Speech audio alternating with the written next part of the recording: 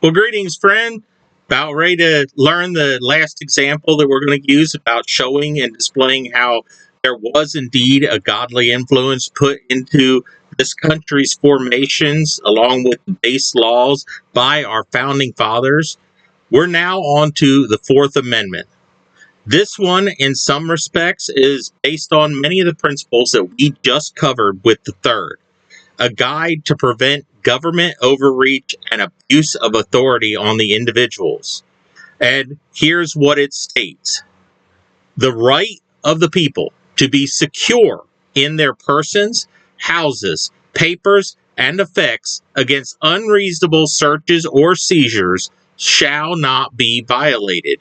No warrants shall issue except upon probable cause, supported by oath or affirmation, and particularly describing the place to be searched and the persons or things to be seized.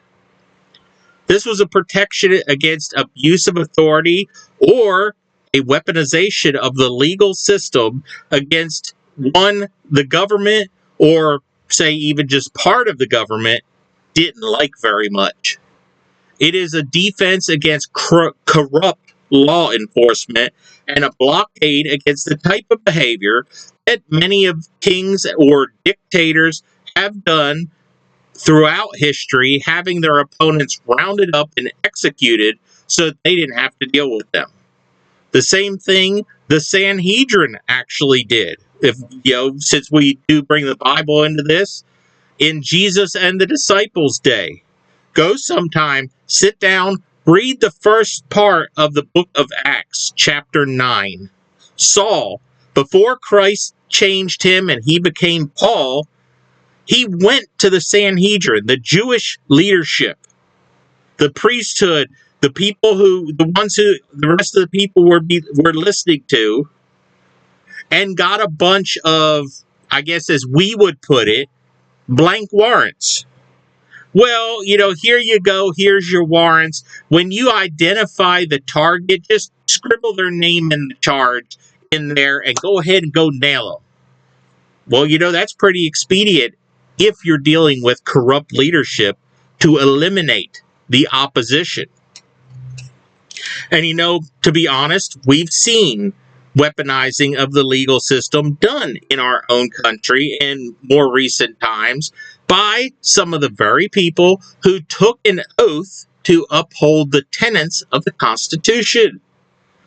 Very recent debates have included some of these personless and even invasive data collection via things like your personal electronics, having drones used to gather information, or say has been real popular to talk about lately, these flock cameras, which gather intel from places a citizen would deem to be a safe or personal space. Any algorithm or even some type of AI mining data for suspicious activity, it rarely ever goes and seeks your consent first, or is 100% transparent in what it is gathering and for what purpose that data is going to be used. Which is the exact opposite of what is supposed to be done when gathering information or intelligence on people. Of course, we did address how the laws aren't going to work correctly for those who are dishonest or criminal in their ways. They lack morals and ethics.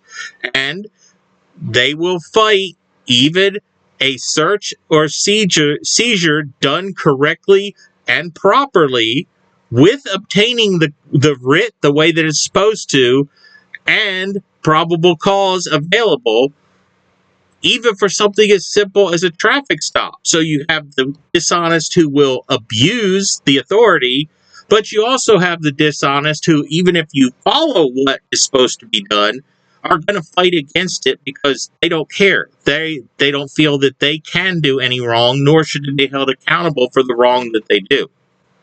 But, besides the verses that you already heard about in the last episode, the last message that I gave on teaching this, that indicated that when people are following a godly way, their place their property is theirs, and without just reason by law, like it's even said with the housing of the troops, except by the limitations of the law.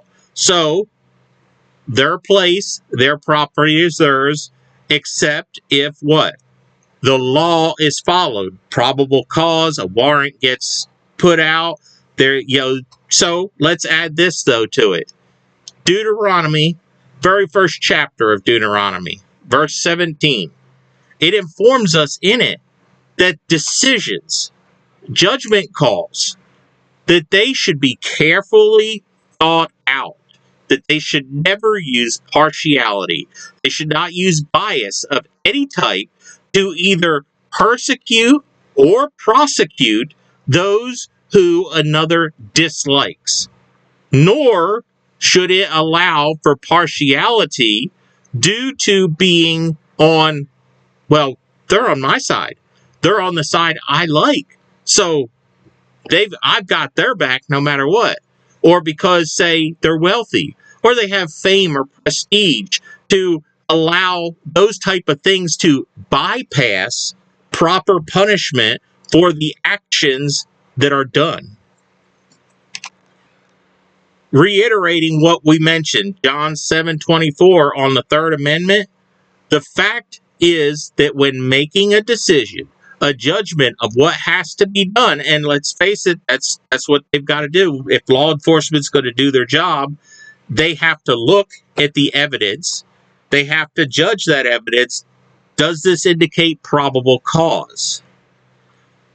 And that if it does, to properly report it and let it be known what's going on, so that they can handle everything in the proper way that the law indicates they are supposed to handle things. That a judgment has to be made, and things like physical status or emotional feelings should never cloud what the truth actually is before what is right and proper, because that's what God wants us to do things the correct and the proper way. So when we're dealing with the need for something like a search and seizure, and the fact that there are going to be people who choose to do that which is wrong and embrace that which is wrong, it's going to become necessary at some point. Then it would be very godly oriented for the law enforcement to be honest, to use sound and moral judgment in the way that they handle it. They should report the truth. They should follow up with the truth. They shouldn't falsify evidence. They shouldn't lie on the reports. They should do what the job says they should do and do it with integrity.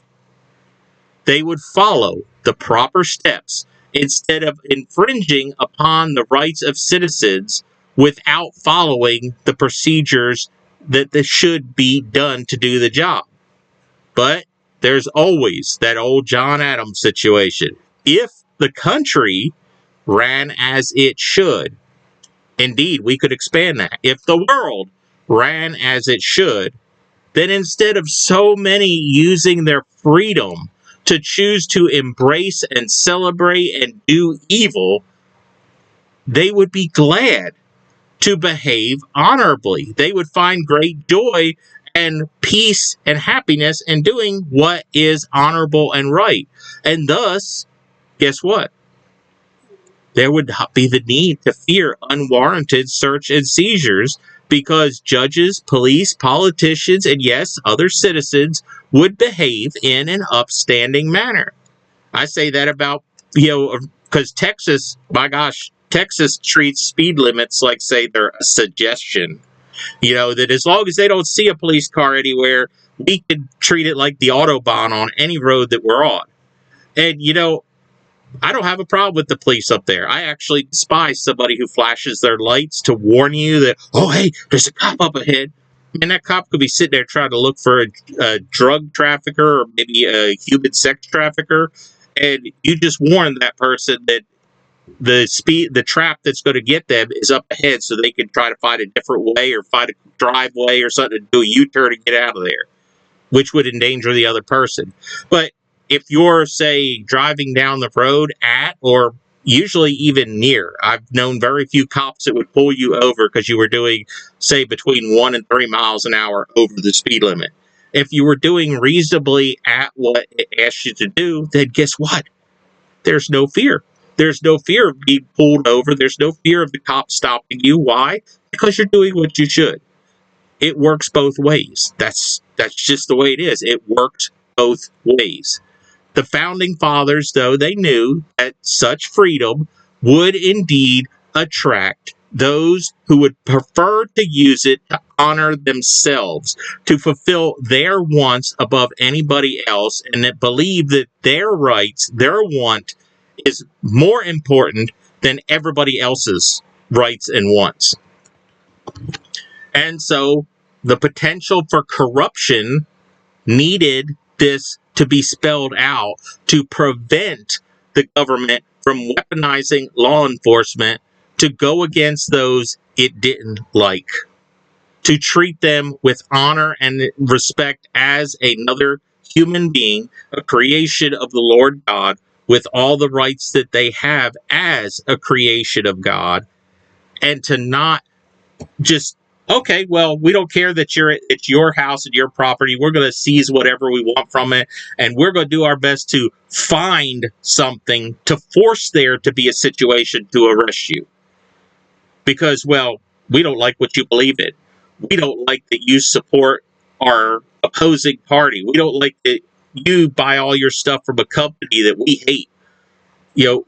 It's meant there to protect and show the respect to the other person, to respect them as an individual, to respect their property rights, and treat them as the government, to treat them with fairness, impartiality, and not show favoritism, whether for goods, like try to help another favoritism, protecting those, or using it in a manner that's, say, racist, sexist, something like that. Because guess what? That's also a form of favoritism. Just because you're bullying, using a bully tactic doesn't make it any less favoritism.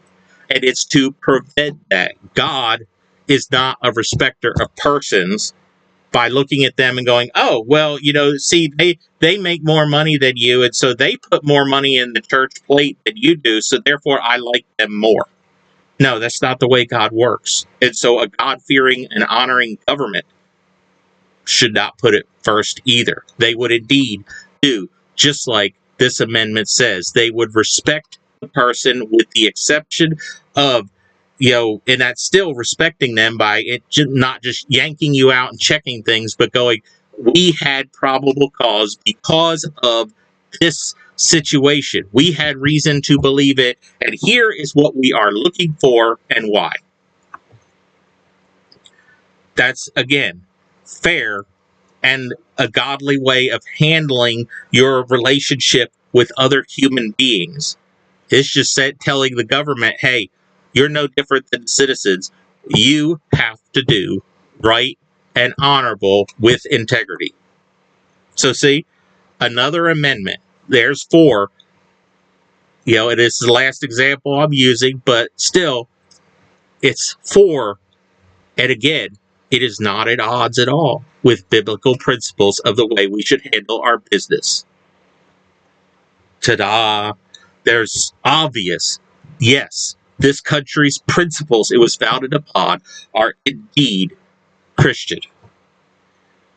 Take it for what it's worth. If you don't like that, because you don't like God, you don't want anything to do with Him, hey, that's your business, that's your choice. You do have the freedom to believe that. Totally your choice. In the end, the consequences are going to be on the people who chose against God. Hey, I can't help that. All I can do is try to help people see the truth. Try to explain things, try to answer questions, and try to help others see that there is a much better way than the ways that the world provided.